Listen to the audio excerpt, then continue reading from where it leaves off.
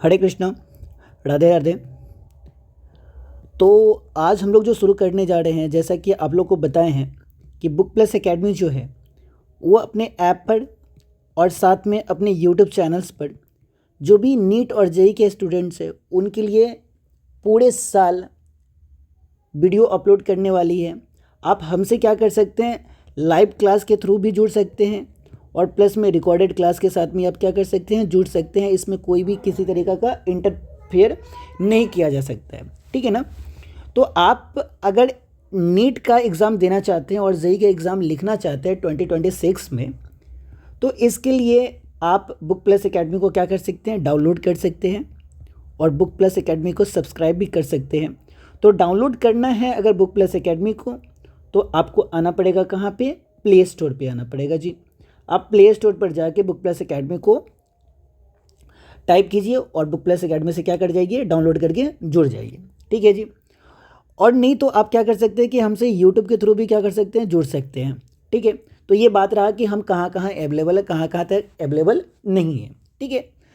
अब हम लोग जो बात करने जा रहे हैं, जो पढ़ाई करेंगे अभी जनरली, तो आज जो हम लोग चैप्टर शुरू करने जा रहे हैं उस चैप्टर का नाम है मोशन इन स्ट्रेट लाइन।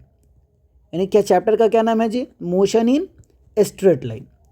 अब देखिए, जैसा चैप्टर का नाम है वैसा हम लोग को कुछ ना कुछ यहाँ से क्या होता है, पता चल जाता है कि इस चैप्टर में क्या पढ़ना है, क्या नहीं पढ़ना है। तो सबसे पहले ये आता है कि ये चैप्टर में क्या पढ़ना है, मोशन के बारे में पढ़ना है, और वो भी कैसे मोशन के बारे में पढ़ना है, स्ट्रेट लाइन के बारे में पढ़ना है, ठीक है ना। तो सबसे पहले थोड़ा सा हम लोग क्या समझ लेते हैं मोशन के बारे में। समझना तो नहीं ना, आप 11th में चल रहे हैं, इतना तो दिमाग होगा आपके पास में कि व्हाट इज़ मोशन। तो जैसा कि आपका 9th क्लास में पढ़ाया गया था, 8th क्लास में पढ़ाया गया था कि मोशन क्या होता है।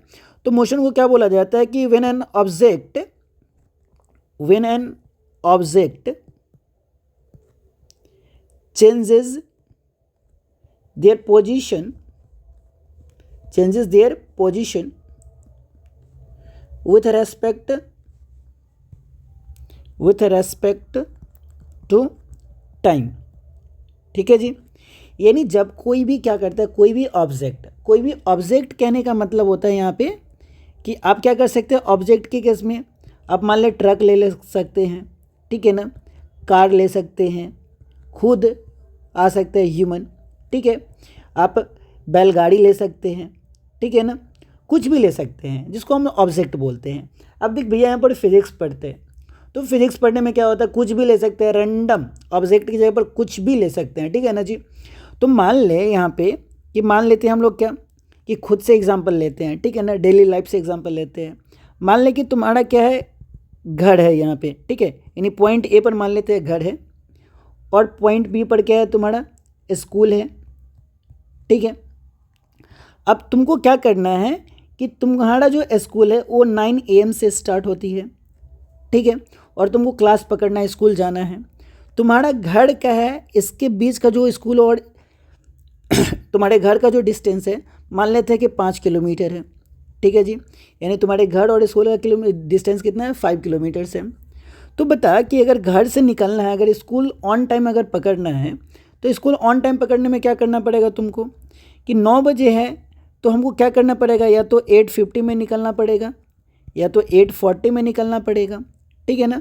तो पहले हम कहाँ पे थे, अपने घर पर थे, लेकिन जब हमको स्कूल जाना है और स्कूल 9 बजे से पहले तक पहुँच जाना है, 9 बजे तक पहुँचना है, तो क्या करना पड़ेगा हमको, या तो समय से पहले निकलना पड़ेगा। तो देख, पहला तुम्हारा पोजीशन कहाँ पे था, घर पर था, लेकिन 9 बजते तुम्हारा पोजीशन कहाँ पे हो गया, स्कूल में हो गया। तो हम क्या कर रहे हैं कि समय के साथ डिस्टेंस को क्या कर रहे हैं, ट्रैवल कर रहे हैं, अपने शरीर के पोजीशन को क्या कर रहे हैं, चेंज कर रहे हैं। मेरा पहला जो पोजीशन था वो कहाँ पे था, तो घर पर था, और कुछ समय बाद मेरा पोजीशन कहाँ पे हो गया, स्कूल में हो गया। तो कोई भी ऑब्जेक्ट हो जो समय के साथ पोजीशन स्थान में परिवर्तन करता है, तो इसको हम लोग क्या बोलते हैं, मोशन बोलते हैं, ठीक है जी। यानी when an object changes their position with respect to time, तो इसको क्या बोलना है, हम लोग को मोशन बोलना है, ठीक है बच्चा, समझ में आ गया इस चीज़ को, ठीक है। अब आगे पढ़ते हैं कि मोशन इन स्ट्रेट लाइन, ठीक है ना। अब क्या जुड़ा हुआ है कि motion in straight line, question क्या है कि मोशन इन स्ट्रेट लाइन। अब देखो मोशन तो समझ गए, इसमें तो कोई दिक्कत नहीं है। अब हम लोग समझते हैं क्या स्ट्रेट लाइन। अब देख स्ट्रेट लाइन कहने का मतलब कि तुम जिस पाथ के थ्रू स्कूल से घर जाते हो या घर से स्कूल आते हो, तो ये क्या है कि हम क्या करते हैं, किसी दो पॉइंट्स के बीच में अपना क्या कर रहे हैं कि डिस्टेंस को ट्रैवल कर रहे हैं। यानी कोई दो पॉइंट के बीच में हम लोग क्या कर रहे हैं, डिस्टेंस को ट्रैवल कर रहे हैं। और इस डायरेक्शन को, अपने रास्ते के डायरेक्शन को देखा जाए, रोड के डायरेक्शन को देखा जाए, तो रोड का जो डायरेक्शन होता है वो कैसा होता है, स्ट्रेट होता है। ठीक है जी, कैसा होता है तुम्हारा, स्ट्रेट होता है। तो जब कोई भी दो पॉइंट्स के बीच में चाहे आगे पीछे मूव करते हैं या ऊपर नीचे मूव करते हैं, लेकिन जब दो डायरेक्शन के बीच में हम लोग क्या करते हैं, स्ट्रेट लाइन में मोशन करते हैं, ठीक है ना, गति करते हैं। तो जब स्ट्रेट लाइन में जब हम लोग मोशन करते हैं ना, तो इसी को बोला जाता है क्या, मोशन इन स्ट्रेट लाइन। यानी मेरा डायरेक्शन क्या होना चाहिए, दो पॉइंट्स के बीच में जो डायरेक्शन होना चाहिए वो एकदम क्या होगा ना, स्ट्रेट लाइन होना चाहिए। ठीक है ना, यानी इसमें केवल दो ही डायरेक्शन काम करेगा। ठीक है ना, यानी कि इसमें कितना डायरेक्शन काम करेगा, दो डायरेक्शन काम करेगा। या तो अपवर्ड हो सकता है या डाउनवर्ड हो सकती है। ठीक है ना, यानी कितना, या तो मान लें कि अगर कोई बॉल हम लोग ऊपर की ओर फेंक रहे हैं, तो बॉल अगर मान लें कि बॉल पहले पॉइंट ए पर था, मेरे हाथ में था, और इसको हम लोग क्या फेंके, ऊपर की ओर फेंके, तो ये जाके ऊपर में पॉइंट बी पर पहुंच गया। तो इसका डायरेक्शन क्या है, ये देखो डाउनवर्ड डायरेक्शन है। ठीक है, और ये क्या है तुम्हारा, अपवर्ड डायरेक्शन है। लेकिन अगर लाइन ड्रॉ किया जाए तो ये कैसा लाइन आ जाएगा, स्ट्रेट लाइन आ जाएगा। और इस स्ट्रेट लाइन के बीच में क्या कर रहा है, दो ऑब्जेक्ट मूव कर रहा है, तो इसको हम लोग क्या बोलेंगे, मोशन इन स्ट्रेट लाइन बोलेंगे। ठीक है ना, तो आपको मोशन समझ में आ गया और मोशन इन स्ट्रेट लाइन समझ में आ गया यहाँ पे। ठीक है, तो ये रहा। अब इसके बाद हम लोग जो पढ़ना है, तो जो स्टार्टिंग टॉपिक आपका पढ़ना है यहाँ पे, तो तीन चीज़ को हम लोग ना कॉमन पहले समझना पड़ेगा। एक तो पोजीशन, ठीक है, सेकेंड तुम्हारा पाथ लेंथ, ठीक है, और तीसरा जो होता है यहाँ पे हम लोग को समझना है डिस्प्लेसमेंट। ठीक है जी, यानी तीन पॉइंट्स को हमको एकदम बारीकी से समझना पड़ेगा। एक तो पोजीशन, दूसरा क्या पाथ लेंथ, और तीसरा क्या होता है, डिस्प्लेसमेंट होता है। अब देखो पोजीशन कहने का मतलब क्या होता है, सबसे पहले हम समझने का प्रयास करते हैं कि व्हाट इज़ पोजीशन।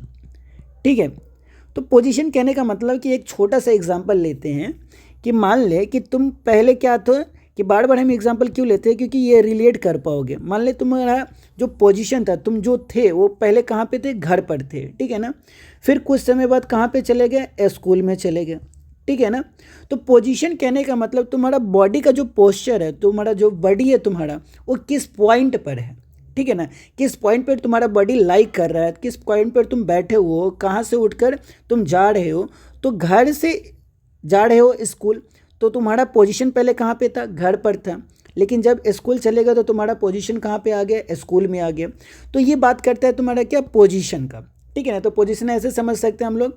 फिर स्कूल से फिर कहाँ पे चलेंगे, घर पे। फिर घर पे आने के बाद हम लोग कहाँ पे जा सकते हैं, मार्केट जा सकते हैं। तो ये तुम्हारा फिर घर से कहाँ पे चल गया, तुम्हारा पोजीशन मार्केट में चला गया। फिर मार्केट से हम लोग कहाँ पे चले, घर पे चले जाए।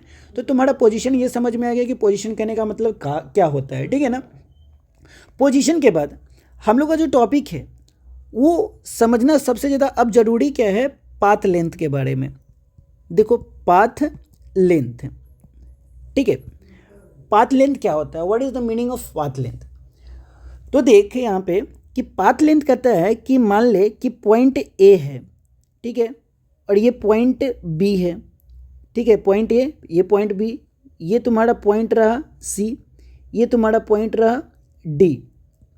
ठीक है, अब चार कोऑर्डिनेट लिए, एक पॉइंट ए, दूसरा बी, तीसरा सी और चौथा क्या, डी। मान लेते हैं पॉइंट ए से बी का डिस्टेंस अगर मान लेते हैं 2 मीटर है, बी से सी का डिस्टेंस मान लेते हैं 3 मीटर है, सी से डी का डिस्टेंस मान लेते हैं 4 मीटर है।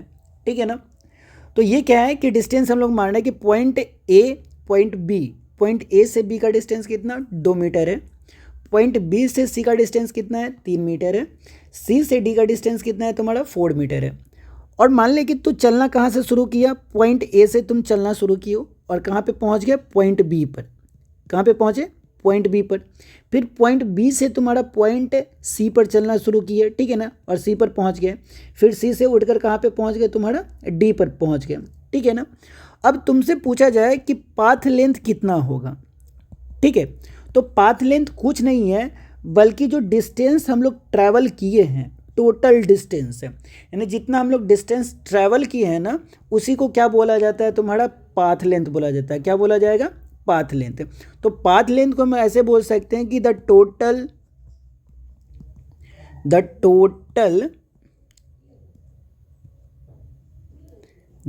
Total distance travelled by object is called the total distance traveled by object is called path length, ठीक है ना, is called path length, ठीक है। तो total distance travel by object is called तुम्हारा क्या हो जाएगा, पाथ लेंथ होगा, यानी पाथ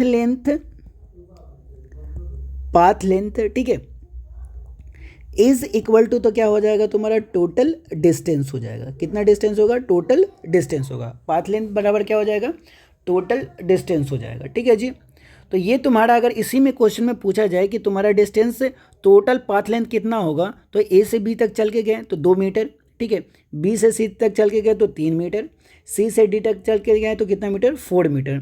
तो टोटल जो डिस्टेंस हुआ वो कितना हुआ, 2 + 3, ठीक है, प्लस में तुम्हारा क्या 4, तो इज इक्वल टू कितना हो जाएगा तुम्हारा 9 मीटर हो जाएगा। तो ये जो टोटल डिस्टेंस 9 मीटर है, इसे हम क्या बोलते हैं, पाथ लेंथ बोलते हैं, ठीक है बच्चा, कोई दिक्कत इसमें नहीं ना। तो total distance travel by object is called तुम्हारा क्या, पाथ लेंथ, ठीक है, यानी जितना डिस्टेंस हम लोग कवर करेंगे तो सबको अगर जोड़ दिया जाए तो जोड़ने के बाद जो मिलेगा उसको हम लोग क्या बोलेंगे, पाथ लेंथ बोलेंगे, ठीक है। चलो ये समझ में आ गया। अब हम जो आगे समझेंगे वो मेरा जो टॉपिक है वो क्या है, आपका डिस्प्लेसमेंट है। क्या है, डिस्प्लेसमेंट, ठीक है, डिस्प्लेसमेंट जिसको क्या बोला जाता है, विस्थापन बोला जाता है, ठीक है। अब देखो डिस्प्लेसमेंट को समझते हैं। तो अभी हम लोग ने क्या किया कि पाथ लेंथ के टॉपिक को समझा, पाथ लेंथ। तो पाथ लेंथ में हम लोग क्या बताया कि total distance travel by object, इसको हम लोग क्या बोलेंगे, पाथ लेंथ बोलेंगे। अब टोटल डिस्टेंस में क्या था, पाथ लेंथ में, कि हम जिस पॉइंट से चल के जा रहे थे उन सभी के पॉइंट को क्या कर रहे थे, उन सभी के पॉइंट्स के डिस्टेंस को हम लोग जोड़ रहे थे, ठीक है ना। यानी इसमें हर एक पॉइंट, हर एक डायरेक्शन को क्या कर रहे थे, इन्वॉल्व कर रहे थे कि इसमें पाथ लेंथ पे, कि हम कैसे कैसे चल के गए हैं। मान लें कि ऐसे ऐसे भी चल के गए हैं ना, तो इस डायरेक्शन में कितना डिस्टेंस ट्रैवल किए हैं, इन सभी डिस्टेंस को हमको क्या करना पड़ेगा, जोड़ना पड़ेगा, तब निकल क्या रहा था, पाथ लेंथ निकल रहा था। लेकिन जो डिस्प्लेसमेंट होता है ना, तो डिस्प्लेसमेंट क्या डेफिनेशन जो होता है वो होता है कि the distance between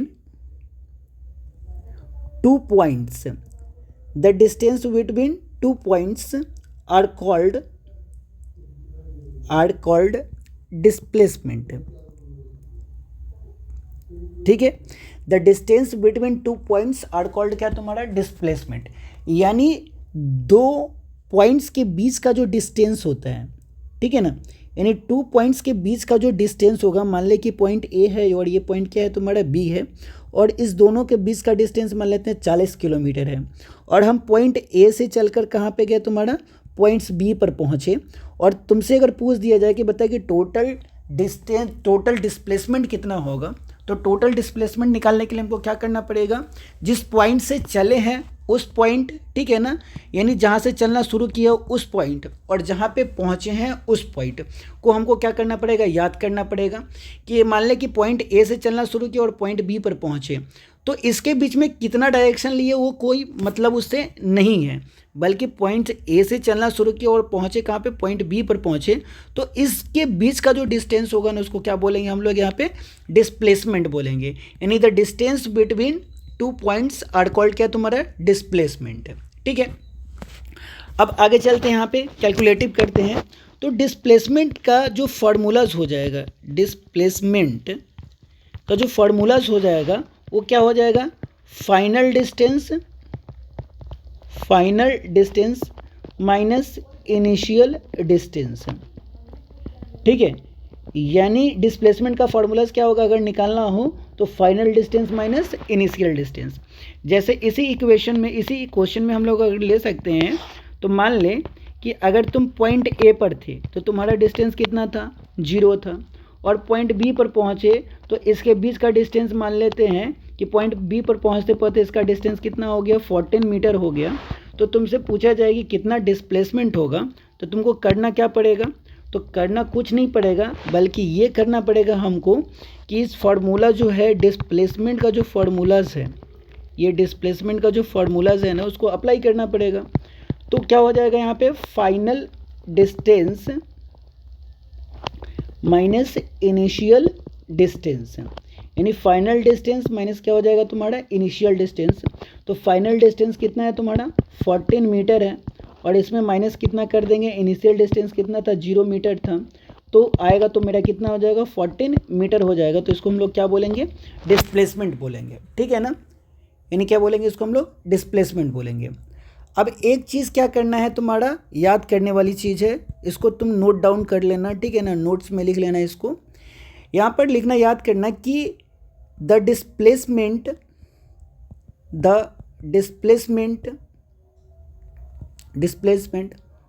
only depends upon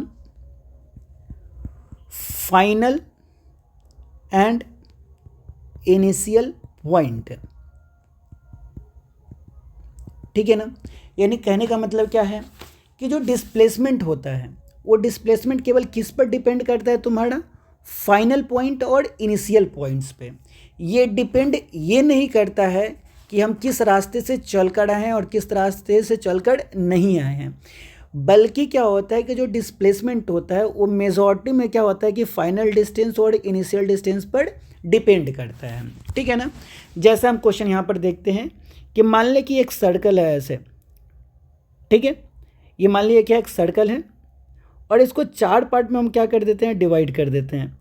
कितने पार्ट्स में डिवाइड कर दिए, 4 पार्ट में डिवाइड कर दिए। यानी ये सर्कल है, मान लो ओरिजिन ये है और ये क्या है, डिस्टेंस है, ये रेडियस है, और रेडियस मान लेते हैं कि 2 मीटर है।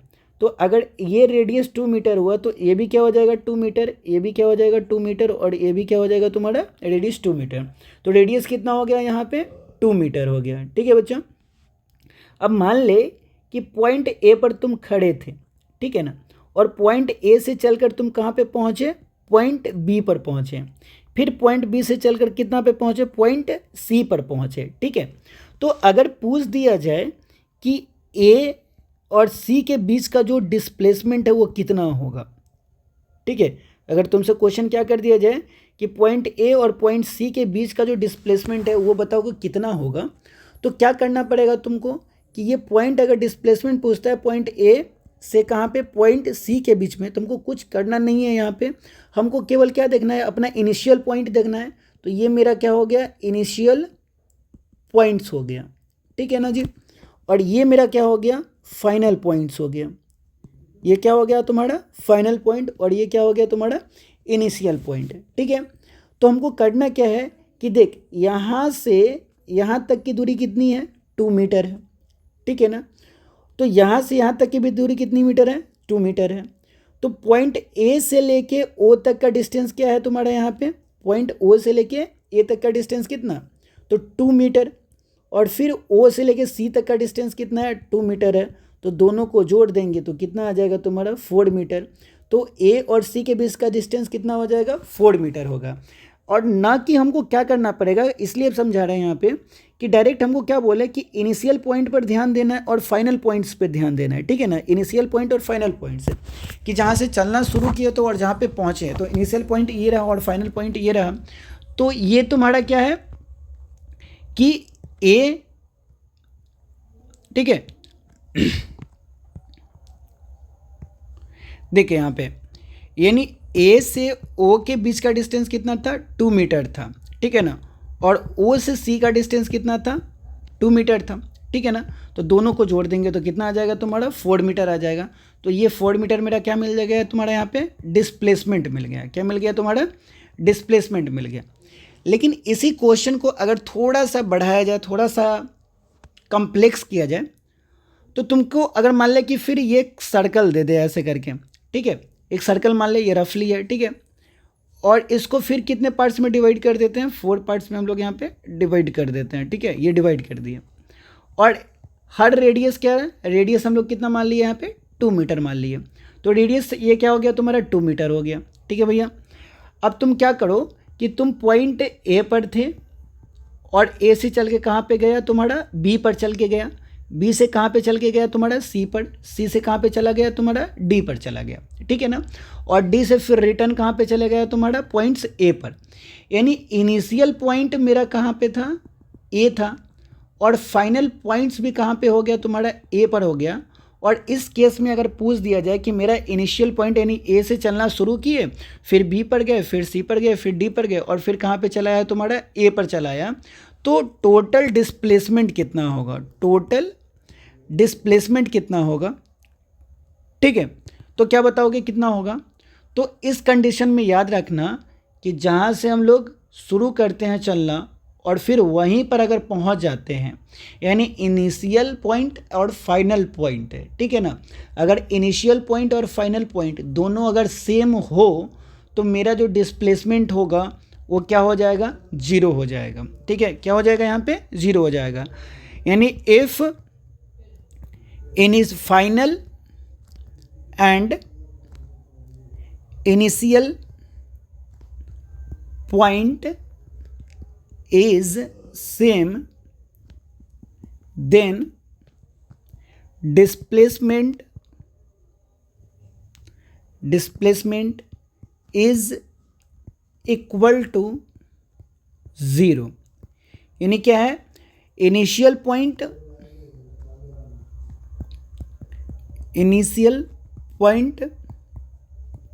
इज इक्वल टू क्या हो जाए तुम्हारा फाइनल पॉइंट, ठीक है।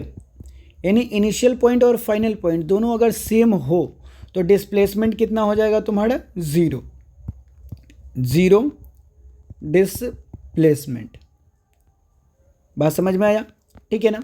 अब तो बता यहाँ पे कि तुम्हारा घर पॉइंट ए पर, स्कूल पॉइंट बी पर, ए से निकल के गए तुम्हारा कहाँ पे बी पर, और बी से फिर कहाँ पे चला आया तुम्हारा ए पर चला आया, तो डिस्प्लेसमेंट कितना हो जाएगा, ठीक है, डिस्प्लेसमेंट तुम्हारा कितना हो जाएगा, क्वेश्चन सुन ले सही से। यानी पॉइंट्स ए पर तुम्हारा क्या था, घर था, और पॉइंट बी पर स्कूल था, तो ए से चल के बी पर गया और बी से चल के तुम्हारा ए पर आया, तो डिस्प्लेसमेंट कितना होगा तुम्हारा। तो इसमें हम लोग क्या बोल सकते हैं कि डिस्प्लेसमेंट कितना जाएगा 0, क्योंकि जहाँ से चलना शुरू किया वहीं पर पहुँच गए, तो डिस्प्लेसमेंट कितना जाएगा 0 जाएगा, ठीक है, कोई दिक्कत इसमें, ठीक है। तो ये डिस्प्लेसमेंट की बात हो गया। अब कुछ पॉइंट्स फैक्टर जो होता है ना तुमको याद करना पड़ेगा, क्योंकि जेई और नीट के एग्जाम में ना तुम्हारा ये फैक्टर जरूर पूछेगा, ठीक है जी।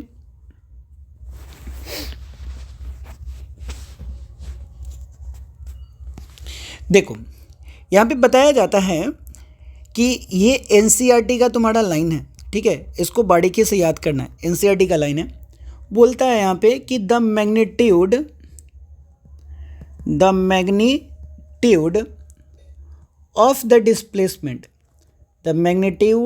of the displacement for a course of motion